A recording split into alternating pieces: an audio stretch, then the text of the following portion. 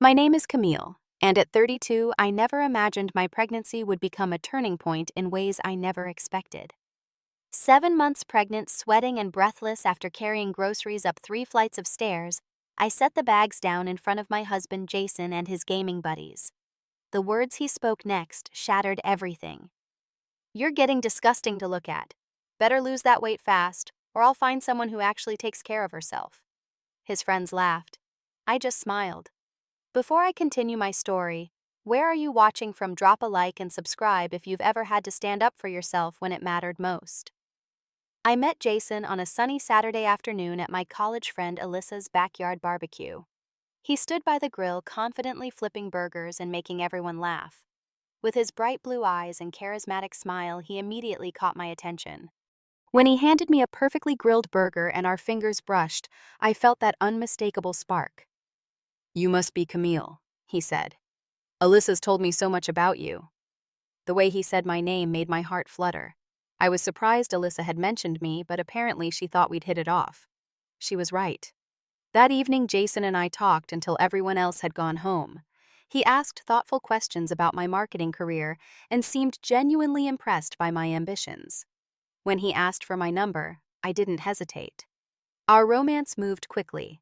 Within weeks, Jason was taking me to expensive restaurants, surprising me with flowers at work, and planning elaborate dates. For my birthday, he arranged a private sunset boat tour around the harbor. As we watched the sky turn pink and orange, he told me he'd never felt this way about anyone before. "You're special, Camille," he whispered, tucking a strand of hair behind my ear. "I want to give you the world." I introduced him to my parents after 2 months.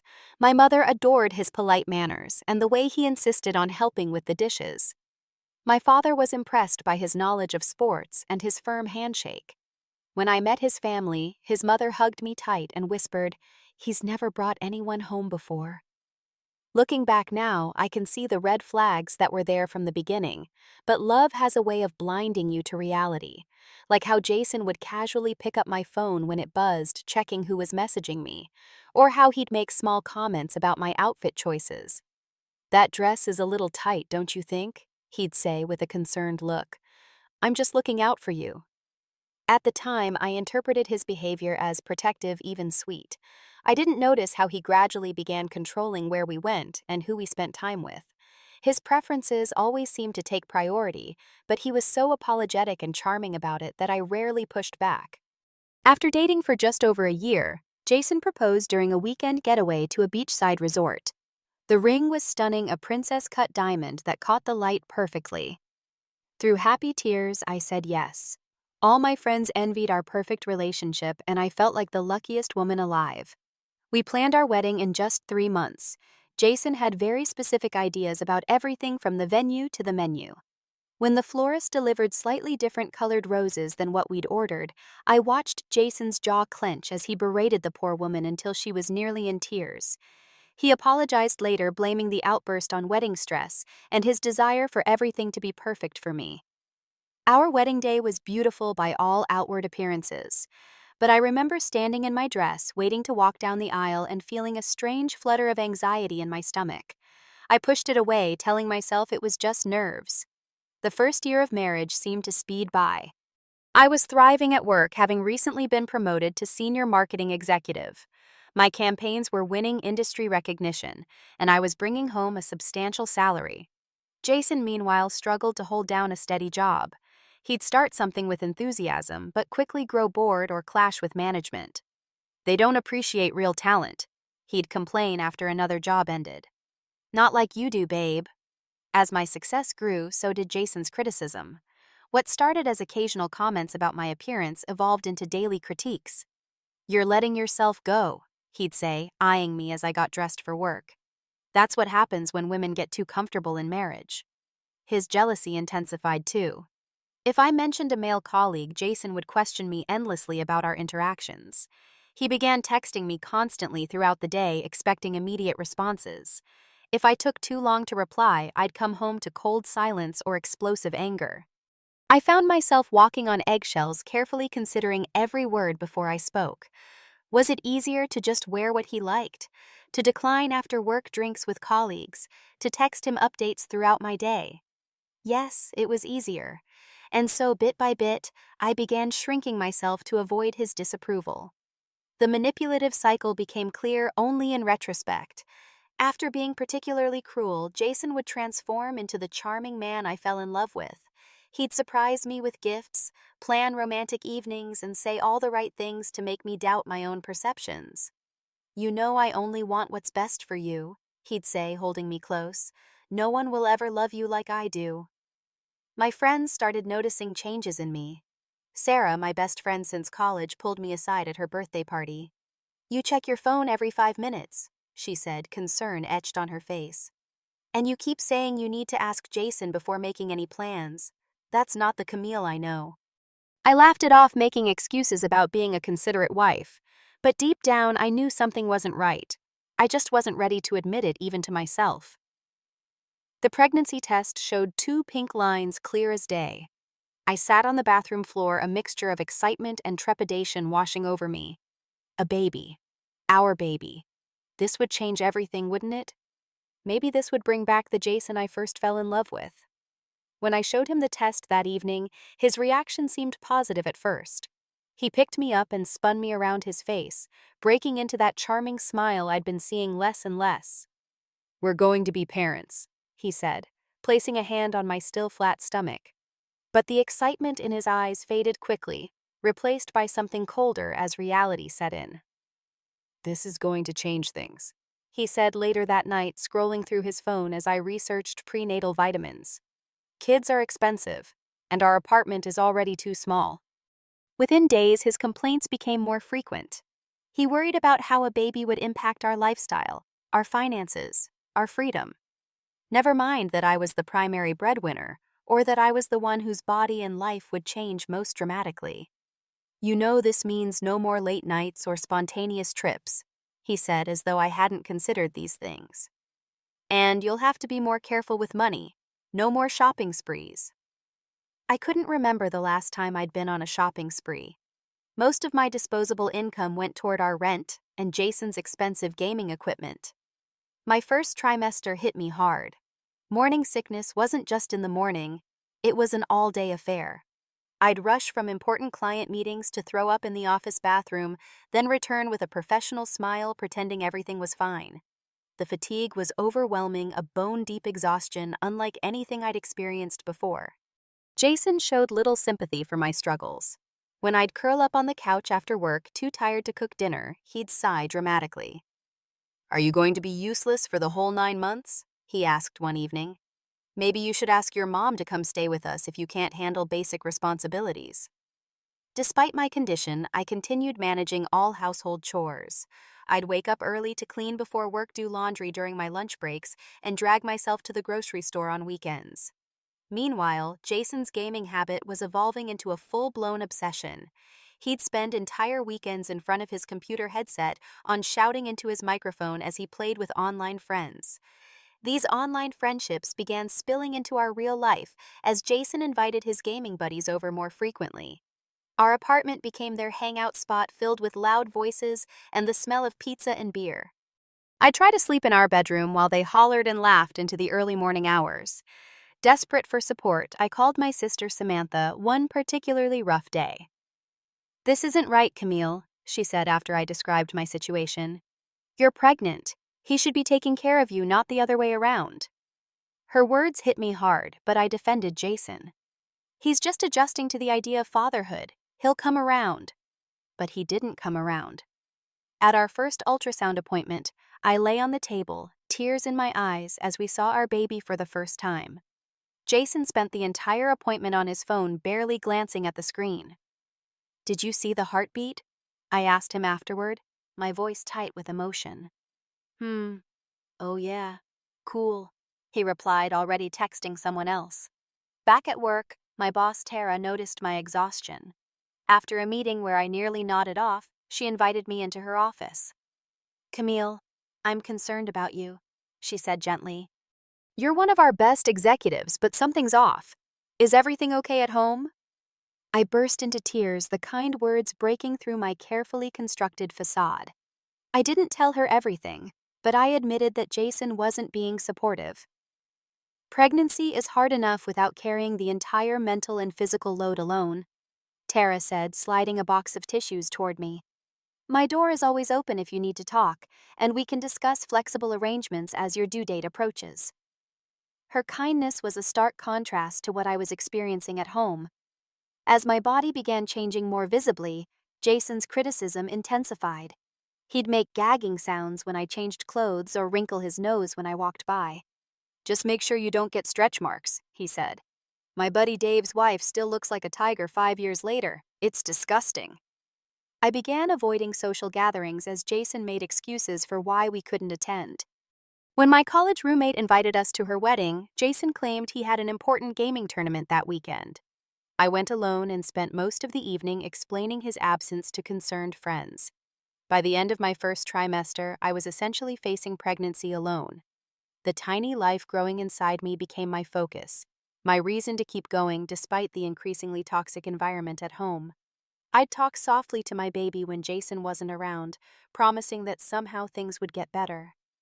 As I entered my second trimester, my nausea finally subsided, but other challenges took its place. My body was changing dramatically now, my rounded belly impossible to hide. While I marveled at these changes, seeing them as beautiful signs of our growing child, Jason viewed them with increasing disgust. "Do you have to walk around like that?" he asked one morning as I stood in our bedroom in my underwear applying lotion to my stretching skin. "Cover up." It's not exactly a turn-on. Physical affection, which had already been waning before the pregnancy, now ceased entirely. Jason would recoil if I tried to kiss him or even touch his arm. At night, he built a wall of pillows between us in bed, claiming he needed his space to sleep properly. I channeled my energy into preparing for the baby, converting our small spare room into a nursery. I painted the walls a soft yellow on a Saturday when Jason was at a gaming convention. I assembled the crib myself, following the instructions carefully and feeling a surge of pride when it was finally put together. When Jason saw it, he only complained about the cost. $400 for something she'll outgrow in a year, he said, referring to our unborn daughter. We'd learned the gender at our 20-week scan, which Jason had reluctantly attended. "This is exactly what I was worried about. Kids are money pits." "It's a convertible crib," I explained. "It'll last until she's in kindergarten." He rolled his eyes and returned to his game, uninterested in the practical considerations I'd made with every purchase. Jason's gaming friends became regular fixtures in our apartment. They'd arrive with cases of beer and energy drinks, setting up for marathon sessions that would last entire weekends. I'd overhear their conversations, sometimes crude jokes and derogatory comments about women that made my skin crawl. "Dude, wait till you see what this character looks like," one of them said during a particularly loud session. "She's got these massive—" He made a crude gesture at his chest. "Unlike some people we know," another replied, and they all laughed, glancing toward the kitchen where I was preparing a meal. I pretended not to hear, but their words stung, adding to my already fragile self-esteem. My sister Samantha organized a baby shower for me at her house. She decorated beautifully with soft pink streamers and tiny baby clothes hanging like bunting across the walls. My female colleagues, friends, and family members gathered to celebrate. Jason had promised to make an appearance but texted an hour into the event. "Can't make it. Tournament running long. Bring home some cake." When Samantha saw my face fall as I read the message, she pulled me into a hug. "You deserve better than this, Camille," she whispered. "You know that, right?" That evening, after returning home with leftover cake and gifts, I tried to have a serious conversation with Jason about our relationship and his lack of involvement in the pregnancy. "I feel like I'm doing this all alone," I said, my voice trembling. "I need a partner, Jason. Our daughter needs a father who's present." He looked up from his game, annoyed at the interruption. "You're being dramatic. This is just how you are now, always emotional and complaining." "It's the hormones making you crazy." "It's not the hormones," I insisted. "These are valid concerns." "Whatever," he said, turning back to his screen. "Every pregnant woman thinks she's special and deserves special treatment. My mom said pregnancy isn't a disability. Women have been doing this forever without all this whining." His dismissal of my feelings was a familiar pattern, but it hurt more deeply now that it wasn't just about me. It was about our child, too. My eating habits became another source of criticism. I'd been carefully following my doctor's nutritional guidelines, eating plenty of fruits, vegetables, and lean proteins. One day, I returned from the grocery store with bags full of healthy options. Jason peered into the refrigerator later and made a disgusted face. "What is all this rabbit food?" he asked, holding up a container of spinach. "Where's the real food?" "This is real food," I replied. "It's what the baby needs to develop properly." The next day, I opened the trash to find much of what I'd bought thrown away. When I confronted Jason, he shrugged. "It was taking up too much space. Besides, you're eating for one, not 20. You're going to get fat if you keep this up." I was hurt and angry, but more concerning was what I discovered on Jason's laptop a few days later. He'd left it open while showering, and a message notification popped up from someone named Amber. Normally, I'd never invade his privacy, but something compelled me to click. The conversation revealed weeks of flirtatious exchanges. There were compliments about her profile pictures, inside jokes, and even discussions about meeting up. My hands shook as I scrolled through each message like a physical blow. When Jason emerged from the bathroom, I confronted him, my voice surprisingly steady despite the hurricane of emotions inside me. "Who's Amber?" I asked. His face registered shock before quickly shifting to anger. "You went through my private messages. This is exactly what I'm talking about. You're paranoid and controlling now." "You're deflecting," I said. "You're having an emotional affair while I'm carrying your child." "It's nothing," he insisted. "Just friendly chat. This is your pregnancy hormones making you paranoid and jealous. Get a grip, Camille." But I'd seen enough to know it wasn't nothing. Still with nowhere to go and a baby on the way, I swallowed my pride and pretended to believe him. That night, I started a private journal documenting Jason's behavior, dates, times, and exact quotes. Something in me knew I might need this record someday. My self-esteem continued to deteriorate as Jason's emotional abuse escalated. At a dinner with my parents, he made a show of pulling out my chair, then whispered in my ear, "Try not to eat everything on the table. Your dad already mentioned how big you're getting." My father had said no such thing, and when I questioned Jason about it later, he denied ever saying it, making me question my own memory and perception. As my belly grew and my daughter's kicks became stronger, I found myself wondering what kind of future she would have with a father like Jason. Would she grow up thinking it was normal for men to speak to women the way he spoke to me? Would she learn to shrink herself to please others? The thought was unbearable. I began to realize that staying with Jason might actually be more harmful for our child than leaving. This wasn't just about me anymore. I had a responsibility to create a healthy environment for my daughter, even if that meant making difficult choices. It was a Thursday afternoon when everything finally reached its breaking point. I was 7 months pregnant, my back aching constantly, my ankles swollen despite my best efforts to keep them elevated at work.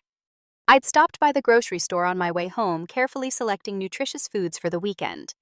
Jason had texted earlier to say he'd invited his gaming friends over. Again. It had become a near-weekly occurrence that I'd stopped trying to fight.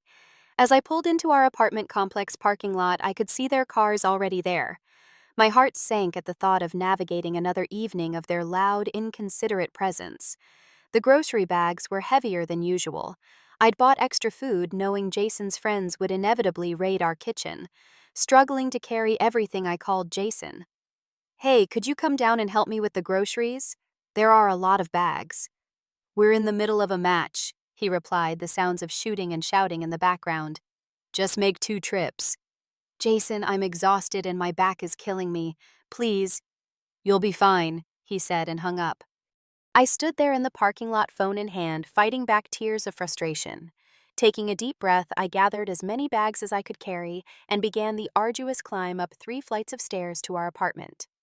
Our building had no elevator, a fact that hadn't seemed important when we signed the lease 2 years ago. By the time I reached our floor, I was sweating profusely and struggling to breathe. My heart pounded and the baby was kicking furiously as if protesting the exertion. I had to pause several times, leaning against the wall for support. I pushed open our apartment door to find Jason and four of his friends sprawled across our living room, furniture controllers in hand, empty pizza boxes and beer cans littering the coffee table. None of them looked up as I entered. "I'm going back down for the rest," I said, setting down the bags I'd carried. No response. The second trip was even harder. By the time I made it back upstairs with the remaining bags, I was dizzy and seeing spots. I dropped the groceries on the kitchen counter and bent over, hands on my knees, trying to catch my breath. When I finally straightened up and turned around, I realized Jason and his friends were staring at me. Not with concern, but with something like disgust and amusement. "You're getting disgusting to look at," Jason said, his voice casual but loud enough for everyone to hear. "You better lose that weight fast after the baby comes, or I'll find someone who actually takes care of herself." His friends burst into laughter. One of them, Tom, added, "Dude, harsh." But he was laughing too. Something inside me shifted in that moment. It wasn't just the cruel words, they'd heard them before, but the absolute clarity that came with them. This man who had vowed to love me in sickness and in health was publicly humiliating me while I carried his child. This was who he truly was, and no amount of hoping or trying would change that. I smiled. Not a happy smile, but one of recognition, of decision. "Is something funny?" Jason asked, clearly thrown by my reaction. "No," I said quietly. "Nothing's funny at all." I turned away and began putting away the groceries, my movements deliberate and calm, despite the storm brewing inside me. As I worked, I thought about what I needed to do next, where I could go, what I would take. My mind was suddenly clear, focused on the practical steps of extraction rather than the emotional weight of what was happening. The rest of the evening passed in a strange, detached haze. I prepared a simple dinner for myself and ate alone in our bedroom, a book propped open, though I wasn't really reading. I could hear the guys in the living room, their laughter and shouting seeming to come from miles away rather than just beyond the door. When they finally left around midnight, Jason came to bed without a word about what had happened earlier. He built his usual pillow barrier and turned his back to me. As he began to snore, I lay awake mentally inventorying what I would need to take with me. I reached for my phone and texted my sister. "Can I stay with you for a while? It's important." Her reply came instantly despite the late hour. "Of course. Is everything okay?" "No," I typed back. "But it will be. I'll explain tomorrow." I pretended to be asleep when Jason's alarm went off the next morning. He had a weekend gaming tournament in the next city over, something he'd been talking about for weeks. He and his friends were driving there together, planning to stay in a cheap hotel and return Sunday evening. "I'm leaving," he announced, standing in the doorway with his overnight bag. "There's leftover pizza if you get hungry." No goodbye kiss. No "I love you." No "take care of yourself and our baby." "Have fun," I said, my voice neutral. As soon as I heard his car pull away, I sprang into action. I called in sick to work, something I rarely did despite my condition. Then I pulled out a suitcase and began packing methodically essential clothes, toiletries, important documents. I found our marriage certificate and my birth certificate in the filing cabinet. I took photos of financial statements and made copies of joint account information. I gathered the few pieces of jewelry that mattered to me, including my grandmother's pearl earrings that Jason had once suggested I sell when he wanted a new gaming console. In the nursery, I looked at all the items I'd carefully selected for our daughter. I couldn't take the crib or changing table, but I packed the special blanket my mother had knitted, along with a few outfits and the stuffed bunny I'd bought the day we learned we were having a girl. As I moved through the apartment, memories flooded back, the good ones from early in our relationship. The warning signs. I'd ignored the gradual erosion of my confidence and independence. I saw now how skillfully Jason had isolated me, criticized me into submission, made me doubt my own perceptions. In our bedroom, I removed my wedding and engagement rings, placing them on Jason's nightstand along with a brief note, "I deserve better. So does our daughter." 3 words that encompassed everything I needed to say. Before leaving, I took one final look around the apartment that had been my home for 2 years. I saw it clearly now for what it was, a place where I'd become smaller, dimmer, less myself with each passing day. A place that could never be a true home for the child I carried. With a strange sense of lightness, I closed the door behind me and didn't look back. The drive to Samantha's house felt surreal, as if I were watching someone else navigate the familiar streets. My hands were steady on the wheel, but inside I was a hurricane of emotions: relief, fear, grief, and underneath it all, a surprising sense of power. For the first time in years, I was making a decision purely for my own well-being and that of my child. When I pulled into Samantha's driveway, she was already waiting on the porch. One look at my face told her everything she needed to know. She rushed to help me with my bags, then pulled me into a fierce hug. "You're safe now," she whispered against my hair. "Both of you." Those simple words broke the dam. I sobbed in my sister's arms, releasing months, years of pent-up pain and fear. She held me until my tears subsided, then gently led me inside. Samantha had prepared the guest room with fresh sheets and extra pillows for my pregnant body. She'd even bought a body pillow, knowing how difficult sleep had become in my third trimester. "I've been hoping you'd leave him," she admitted as she helped me unpack. "Ever since the baby shower when he didn't show up. The way he treats you, Camille. It's not love." "I know that now," I said quietly. "I think I've known for a while, but today made it impossible to ignore anymore." I told her about the grocery incident, about the laughter of Jason and his friends, about the clarity that had finally cut through my confusion and self-doubt. "That bastard," Samantha muttered, her face flushed with anger. "And with you carrying his child. Who does that?" That first night away from Jason was a strange mix of emotions.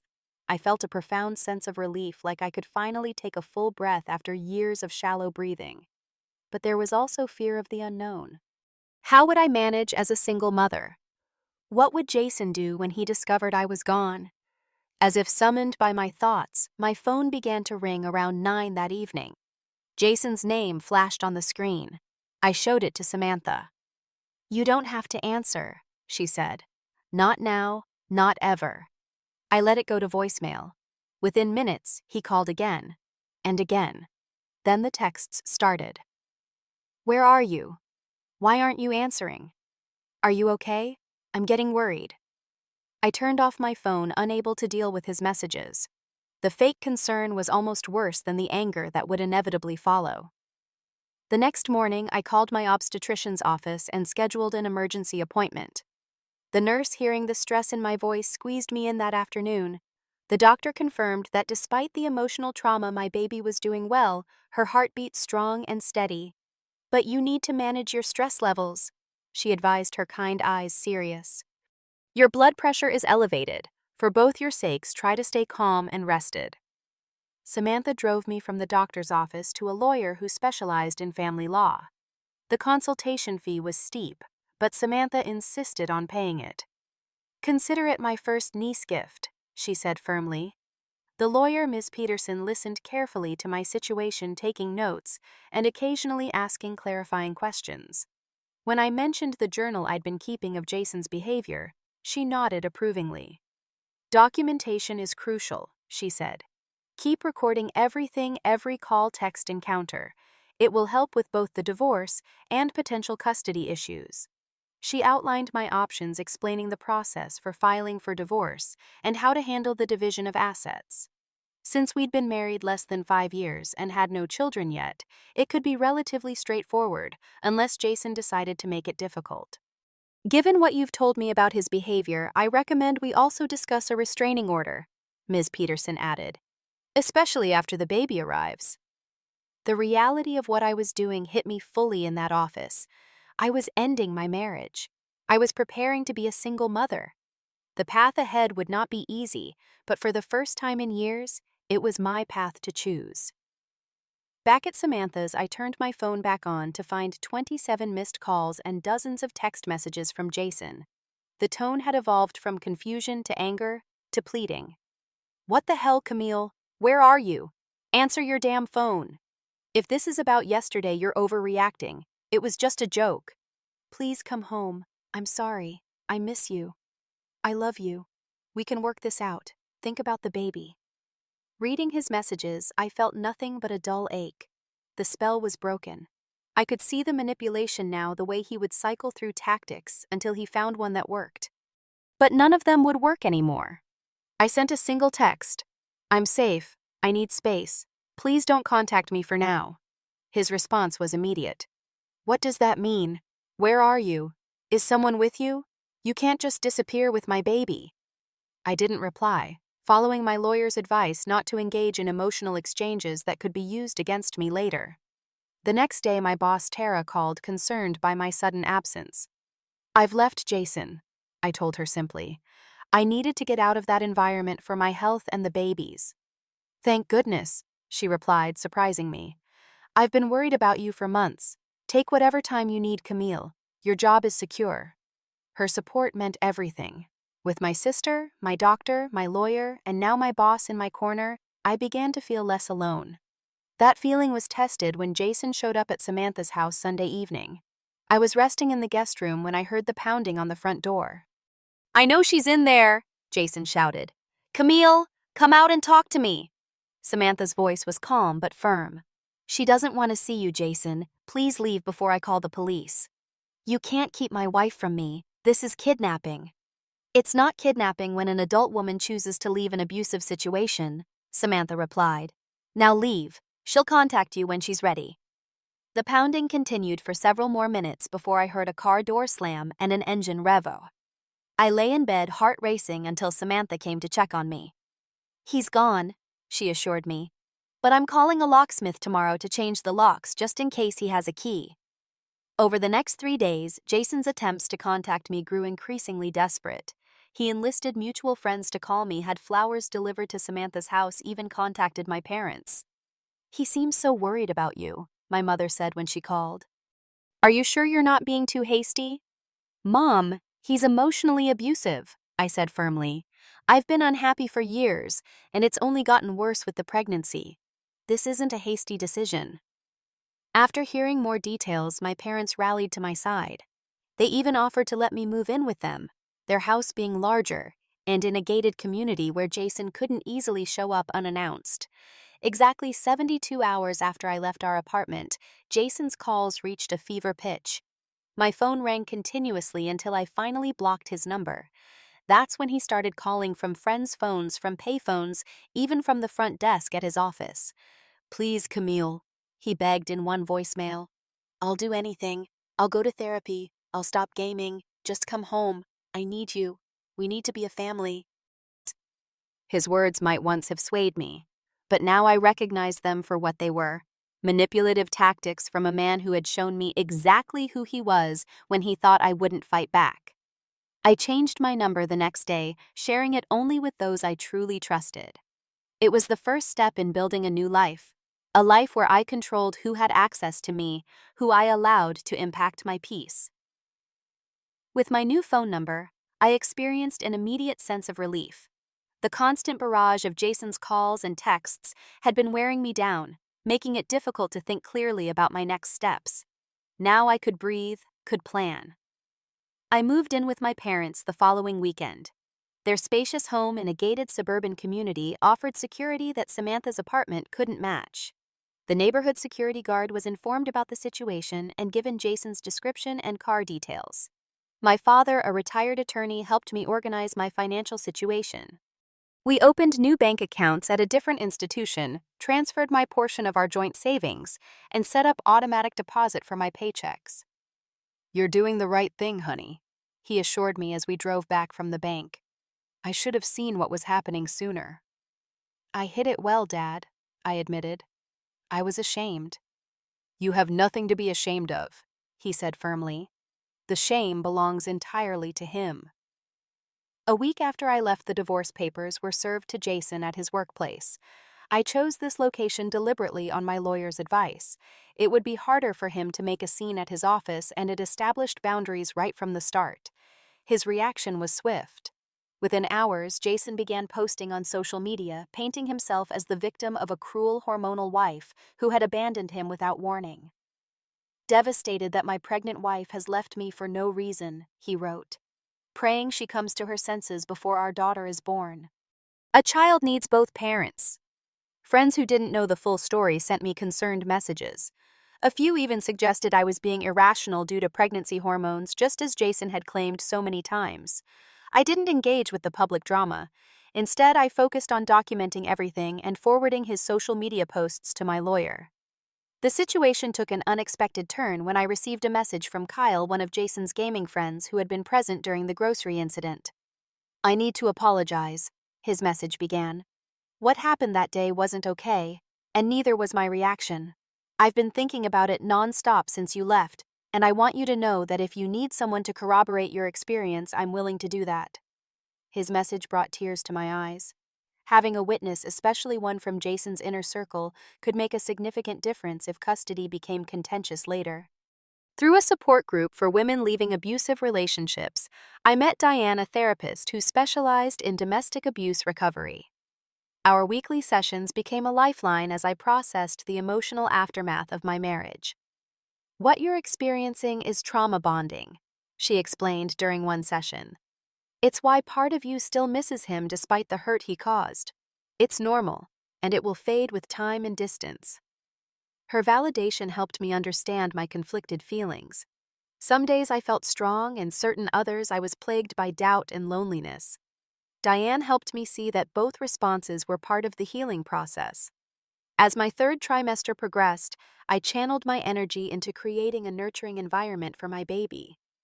My mother helped me transform their spare bedroom into a cozy nursery, painting the walls a soft lavender and assembling a new crib since I'd left the original behind.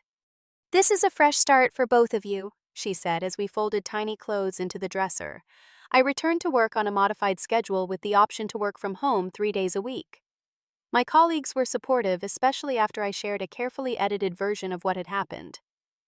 "I'm in awe of your courage," my coworker Jessica told me during lunch.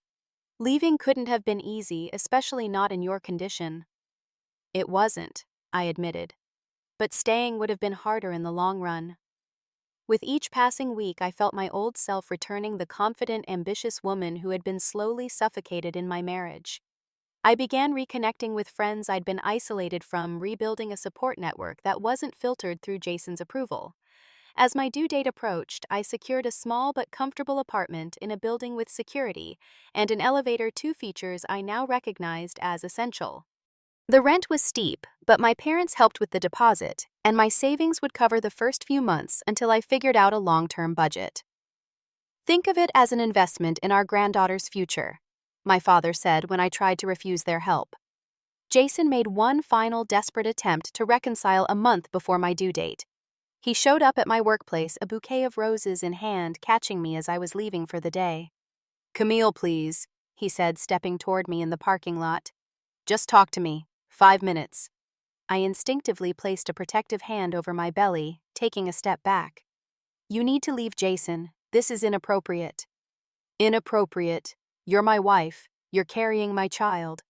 His voice rose, drawing attention from others leaving the building. "Is everything okay, Camille?" My colleague David appeared at my side, his presence reassuring. "It's fine, David. I was just leaving." I turned to go. Jason grabbed my arm. "Don't walk away from me." Before I could react, security guards from our building approached. Someone had called them, seeing the confrontation unfold. "Sir, you need to remove your hand from the lady and step back," one guard said firmly. Jason's face contorted with rage, but he released my arm. "This isn't over," he hissed before storming off. The incident shook me, but it also reinforced that I wasn't alone anymore. My colleagues had my back. The security team escorted me to my car and waited until I drove away safely.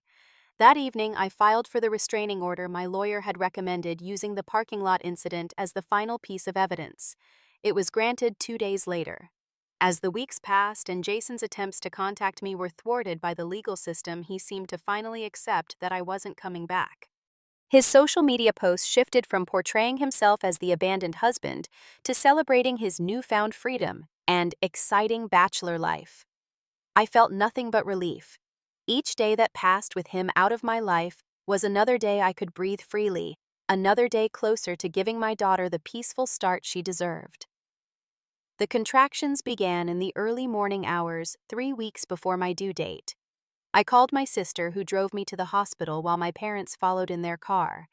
The labor was long and difficult, but throughout it all, I felt a strength I hadn't known I possessed. "You're doing amazing, Camille," the nurse encouraged as I pushed through another contraction. "Your daughter is almost here." Samantha held one hand, my mother the other. 20 hours after those first contractions, my daughter Lily came into the world with a powerful cry that matched the fierce determination I'd found within myself. When the doctor placed her on my chest, our eyes met, and the connection was immediate and profound. This tiny person had been with me through everything, and now we would face the future together.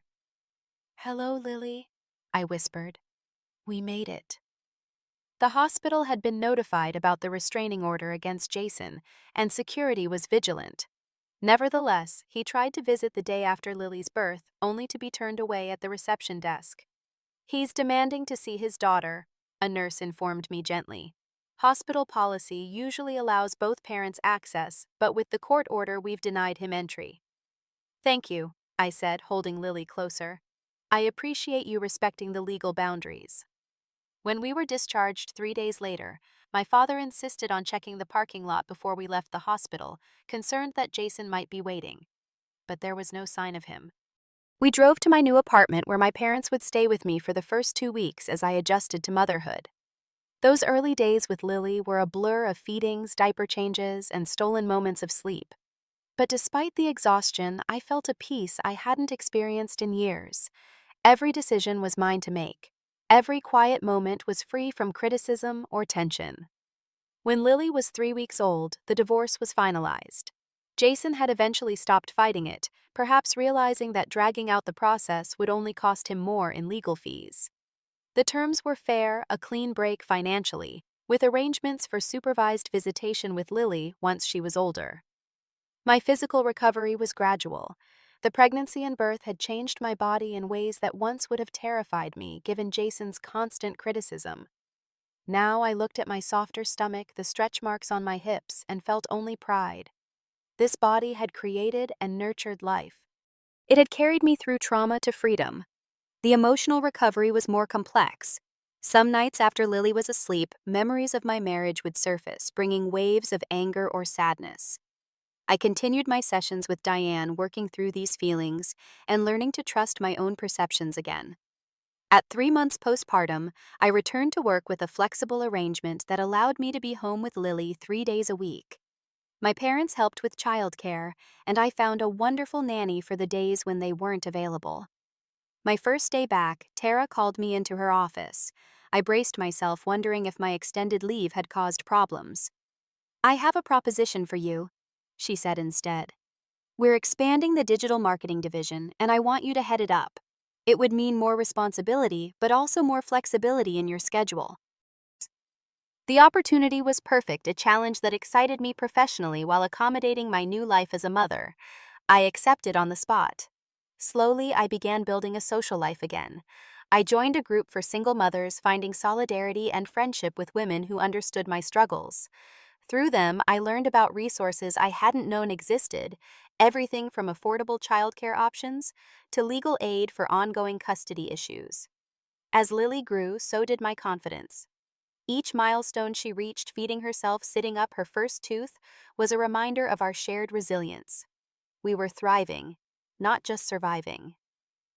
6 months after Lily's birth, I ran into Michael, an old college friend, at a coffee shop. He was now a pediatrician at the local children's hospital, divorced himself with a 5-year-old son. "Camille, you look wonderful," he said, his smile warm and genuine. "And who's this beautiful girl?" We talked for nearly an hour, exchanging stories about single parenthood and our careers. When he asked if I'd like to meet for coffee again sometime, I hesitated only briefly before saying yes.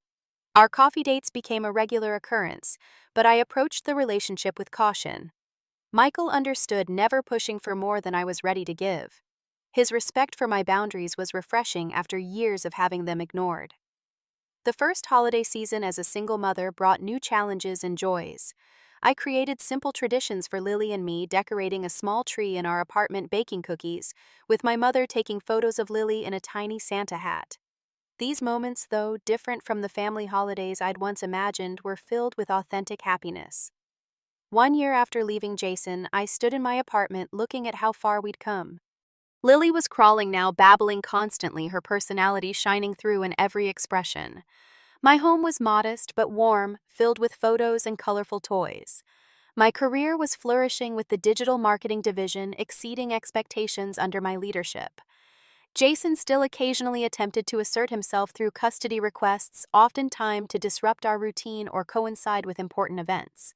But my lawyer helped me maintain firm boundaries, insisting that all communication go through proper channels and that visitation follow the court-approved schedule.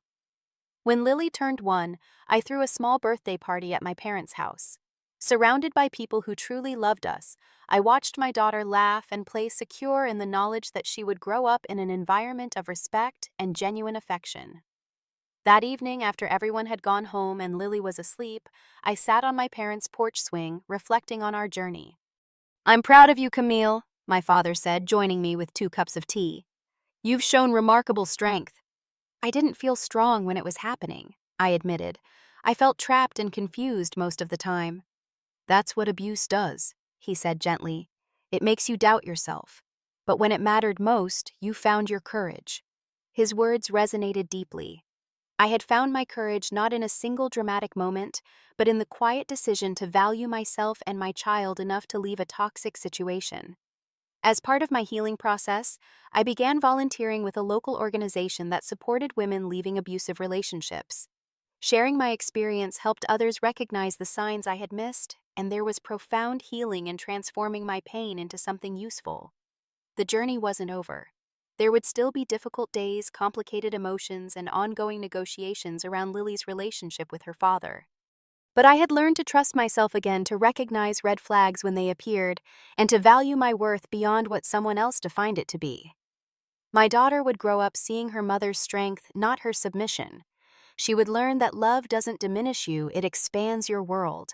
And most importantly, she would know that it's never too late to rewrite your story, to claim the respect and happiness you deserve. Have you ever had to make a difficult choice that ultimately led to a better life? I'd love to hear your stories in the comments below.